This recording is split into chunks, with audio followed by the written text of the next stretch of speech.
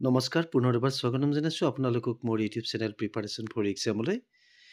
মই আগৰ ভিডিঅ'টোত আপোনালোকক কৈছিলোঁ যে মোৰ হাতত দুখনমান আগৰ 2020ৰ যি হাইস্কুল টেট হৈ গ'ল গ্ৰেজুৱেট টিচাৰৰ আৰু পষ্ট গ্ৰেজুৱেট টিচাৰৰ যিটো এক্সাম হৈ গ'ল তাৰ দুখনমান প্ৰভিজনেল মেৰিট লিষ্ট আছিলে আৰু মই ভাবিছিলোঁ সেইখিনি আপোনালোকৰ সৈতে শ্বেয়াৰ কৰিম।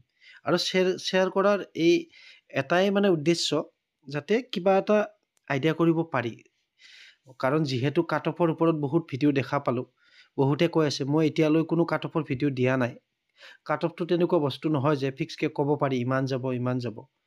অৱশ্যে এইটো হয়, সকলোৱে জানে, আপোনালোকেও জানে যে ছাবজেক্ট ৱাইজ বেলেগ বেলেগ হ'ব, কাৰণ কিছুমান ছাবজেক্টৰ পোষ্ট একেবাৰে কম আছে আৰু গ্ৰেজুৱেট টিচাৰৰ ক্ষেত্ৰতো অকণমান বেলেগ হ'ব, অভাৰলেপিং হ'লে আৰু কিছুমান বেলেগত গুচি যাব, যিহেতু পি জি টিত যাব, সেইটো আমি সকলোৱে আইডিয়া কৰিব পাৰোঁ। গতিকে তাৰ ওপৰত মই বিশেষ নকওঁ, আপোনালোকে মাত্ৰ এটাই চাব, যিহেতু আগৰবাৰ টেটৰ মাৰ্কৰ লগত বাকী একাডেমিক যিখিনি আমাৰ মাৰ্ক আছে, গ্ৰেজুৱেশ্যন হওক বি এড হওক আৰু এইচ এছৰ যিখিনি হায়াৰ ছেকেণ্ডেৰী মাৰ্কছটো প্লাছ হৈছিলে, তেনেকৈ মেৰিট লিষ্টটো বনাইছিলে।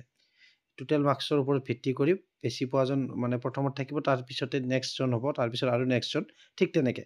কিন্তু তথাপি যিকেইজন কেণ্ডিডেট মেৰিট লিষ্টত সোমাইছে সেইকেইজনে নিশ্চয় টেটত এটা ভাল মাৰ্কছ পাব লাগিব, কাৰণ তাতে আমাৰ 200 নম্বৰ আছিলে, জি টিৰ ক্ষেত্ৰত হওক পি জি টিৰ ক্ষেত্ৰত হওক, আৰু দুয়োটা পাৰ্টত ছেপাৰেটলি 60% আনৰিজাৰ্ভৰ ক্ষেত্ৰত স্ক'ৰ কৰিব লগা হৈছিলে, আৰু ৰিজাৰ্ভেশ্যনৰ ক্ষেত্ৰত 5 মাৰ্কছ এটা ৰিলেক্সেশ্যন আছিলে, ঠিক আছে। কিন্তু মেক্সিমাম যিজনে ধৰক পাইছে 80% যদি কোনোবাই পাইছিলে, 90% পাইছিলে, নিশ্চয় এই প্ৰভিজনেল লিষ্টখনত থাকিব লাগিব। আৰু মই যিকেইখন লিষ্ট আনিছোঁ অকল এখন ডিষ্ট্ৰিক্টত নহয়, ইয়াতে কামৰূপ ডিষ্ট্ৰিক্টৰো আছে, কামৰূপ ৰুৰেল, তাৰপিছত নলবাৰী ডিষ্ট্ৰিক্টৰ আছে, দৰং ডিষ্ট্ৰিক্টৰ আছে। গতিকে নিশ্চয় 80% 90% থকা থাকিলে আমি দেখা পালোঁ হয় প্ৰভিজনেল লিষ্টত। গতিকে আহকচোন আমি লিষ্টখন অকণমান আমি চকু ফুৰাই লওঁ। এই লিষ্টখন চাওক আপোনালোকে, first provisional merit list post graduate teacher, ঠিক আছে, এডভান্স এছামিছৰ হয় আৰু দৰং ডিষ্ট্ৰিক্টৰ হয়। ইয়াতে EWS কেটেগৰীত দিছে, এইবাৰ আমি EWSটো নাই, আমি সকলোৱে জানো।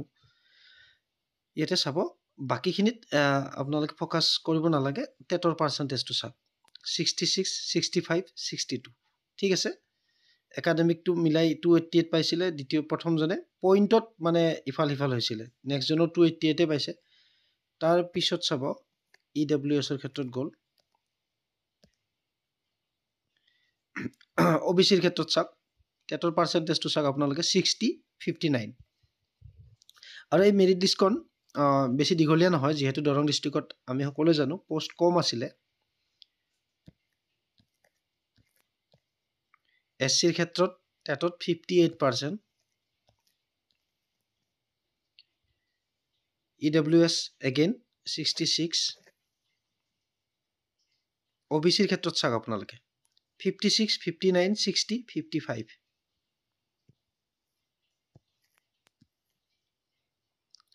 তাৰপিছত SCৰ ক্ষেত্ৰত 58, মানে মিক্স কৰি দিয়া আছে। আনৰিজাৰ্ভৰ ক্ষেত্ৰত চাওক আপোনালোকে এতিয়া 61, 68 পাৰ্চেণ্টেজৰ কথা কৈছে ইয়াতে, ঠিক আছে। আৰু ST প্লেনৰ ক্ষেত্ৰত এজনে আছে 59.5%, আৰু এজন আছে 59%। গতিকে এইখিনি থুলমূলকৈ এইখিনি আছিলে এইখন। এতিয়া আমি পিছত আলোচনা কৰিম, আগতে আপোনালোকে টেষ্টত পাৰ্চেণ্টেজটো লক্ষ্য কৰিলে 50ৰ পৰা 60ৰ ভিতৰত আছে, বা 61, 62 দুজনমান আছে। এতিয়া নেক্সট আমি গ্ৰেজুৱেট টিচাৰত চাম দৰং ডিষ্ট্ৰিক্টৰ।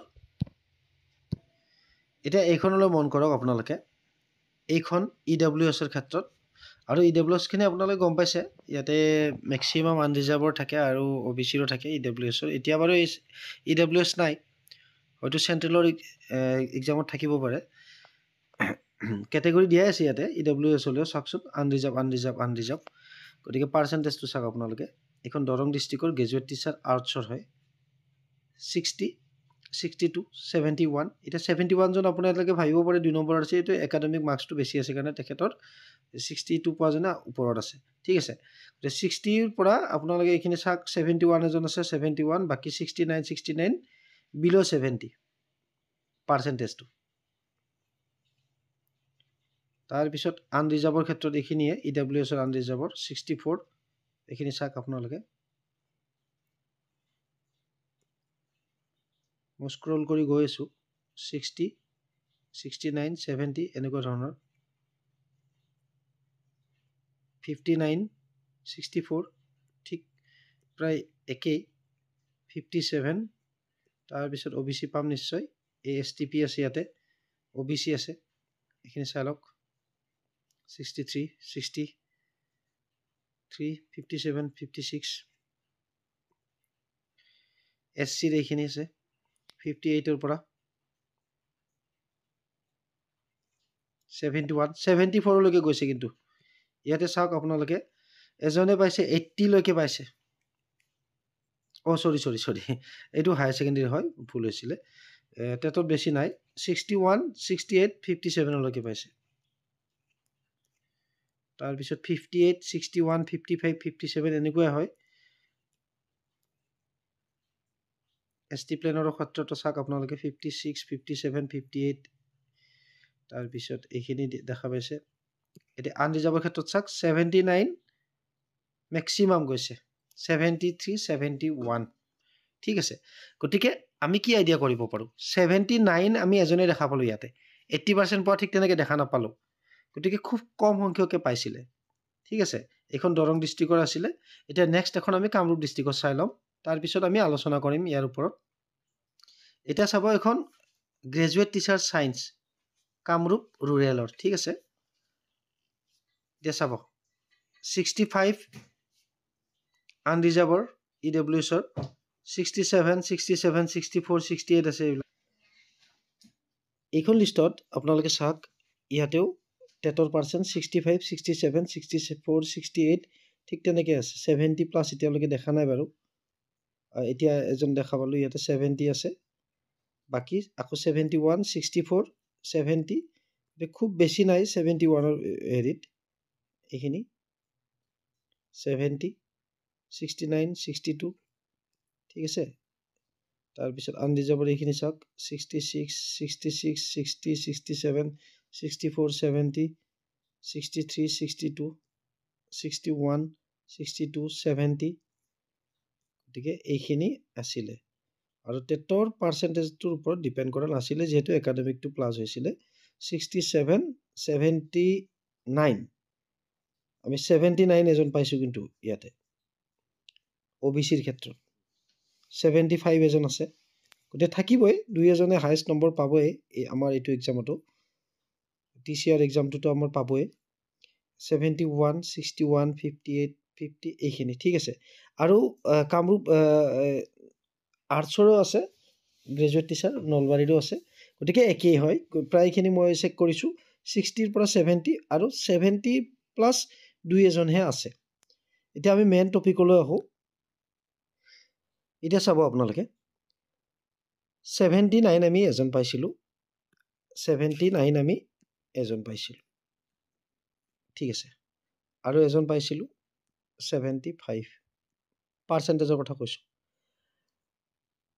আগৰবাৰ আছিলে 200 মাৰ্ক আৰু লগতে নিগেটিভ মাৰ্ক নাছিলে এতিয়া আমাৰ TCRৰ ক্ষেত্ৰত যদি 79% পাব লাগে 140ৰ ভিতৰত তেতিয়াহ'লে কি হ'ব 79/100 কৰি দিলে হ'ব ঠিক আছে এতিয়া এই ক্যালকুলেশনটো কৰি চালে আমি গম পাম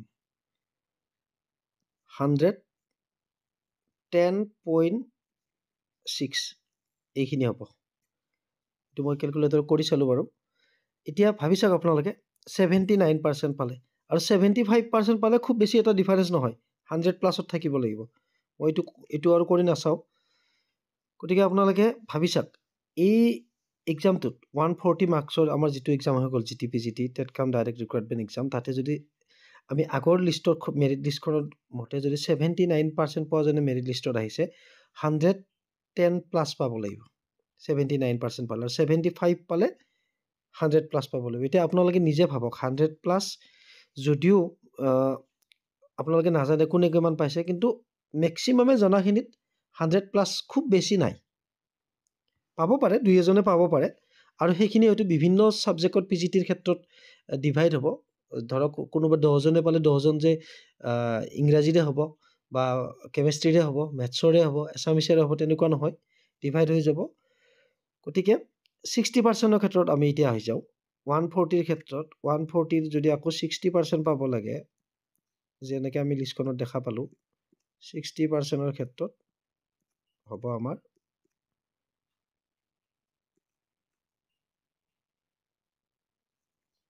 84 হ'ব। ঠিক আছে, 84 হ'ব। এতিয়া 84 পোৱাও মোৰ বোধেৰে, মই যিখিনি ধাৰণা কৰিছোঁ, যিখিনি বিভিন্ন আপোনালোকৰ কমেণ্টৰ পৰা গম পাইছোঁ আৰু বিভিন্ন ইউটিউবৰ মানে চেনেলৰ কমেণ্টবিলাকো চেক কৰিছোঁ, 80+ পোৱাও খুব বেছি নাই।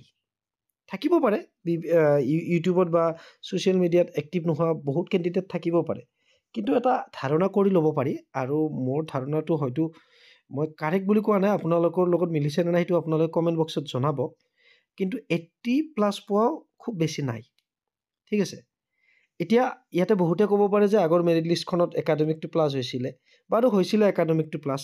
সেই একাডেমিকটো প্লাছ হোৱাৰ কাৰণে আপোনালোকে চাব 79 পোৱা এজন আৰু 75 পোৱা এজন আৰু 71 পোৱা এজন তলত আহি গৈছে, 70 পোৱাৰ এজন, কিন্তু 60 পোৱা এজনো ওপৰত গৈছে, কাৰণ তেখেতৰ একাডেমিকত মাৰ্ক বেছি আছে। কিন্তু আমি মাৰ্ক বেছি থকা কম থকা বুলি নহয়, পাছ কৰাখিনি ভিতৰতহে আমাক দিছে, যিখিনি আমাৰ অলৰেডি মানে টেটত উত্তীৰ্ণ হৈছে। গতিকে উত্তীৰ্ণ কিমান পাৰ্চেণ্ট লৈ উত্তীৰ্ণ কৰিছে সেইটোহে মেইন কথা। 79% পাইছে এজনে, কিন্তু মেক্সিমামে 60, 65, 67। আমি ইয়াতেতো 85%, 90% পোৱা তেনেকৈ দেখা নাই। 79 হাইষ্ট পাইছোঁ, 80+ দেখা নাই। গতিকে 79 যদি এই পৰীক্ষাটোত পাব লাগে 110 পাব লাগিব, 110.6 পাব লাগিব। গতিকে ইয়াৰ পৰা এটা ধাৰণা কৰিব পাৰি যে 110.6 মেক্সিমামে পাব লাগিছিলে, বা 60% বুলি কওঁতে 79লৈকে মই নাযাওঁৱে, 84 মেক্সিমামে পাব লাগিছিলে। কিন্তু কমেণ্ট ছেকশ্যনবিলাকত 84 মাৰ্কছৰ বহুত কম দেখা পাইছোঁ। 80 আছে, দুই এজন আছে, বেলেগ ছাবজেক্টৰো আছে, কিন্তু মেক্সিমাম শব্দটো মই এইকাৰণে ইউজ কৰিছোঁ, সকলো ক্ষেত্ৰত কোৱা নাই। আৰু এইটো এইকাৰণে যে আগৰবাৰ নিগেটিভ মাৰ্ক নাছিলে, এইবাৰ নিগেটিভ মাৰ্কটো হোৱাৰ কাৰণে মানে বহুতৰে পোৱাৰ পৰাও বহুতৰে মাইনাছ হৈছে। যিখিনি অপটেইন মাৰ্ক আছে তাৰ পৰা আকৌ নিগেটিভ হোৱাৰ কাৰণে 4টাৰ বিপৰীতে 1 নম্বৰকৈ মাইনাছ হৈছে। আৰু লগতে টাইম কনজিউমিং আছিলে, এইখিনি আপোনালোকে নিজে ধাৰণা কৰিব পাৰিছে। গতিকে আপোনালোকে জনাবচোন, সেই হিচাপত দেখোন কাট অফ মাৰ্কটো কিছু হ'লেও কম হ'ব লাগে পাৰ্চেণ্টেজ ৱাইজত চালে আগৰ টেটত কৰি। গতিকে মই আপোনালোকক কৈছিলোঁ, যিহেতু প্ৰভিজনেল লিষ্টখনৰ কথা সেইদিনাখন কৈ পালোঁ, আৰু ভিডিঅ'টো সেইকাৰণে বনালোঁ আচলতে। মই যিহেতু কৈছিলোঁ আৰু শ্বেয়াৰ নকৰিলে মোৰ ভাল নালাগিলে হয়। নিগেটিভলি নল'ব, কাট অফ কমাটোৱে বিচাৰোঁ। আৰু আপোনালোক সকলোৱে এডুকেটেড পাৰ্চন, গতিকে আপোনালোকে নিজৰ মতামতটো আগবঢ়াব নিজৰ এক্সপিৰিয়েঞ্চৰ ভিত্তিত। ভিডিঅ'টো ধৈৰ্য ধৰি শেষলৈকে চোৱাৰ বাবে সকলোলৈ ধন্যবাদ জ্ঞাপন কৰিছোঁ।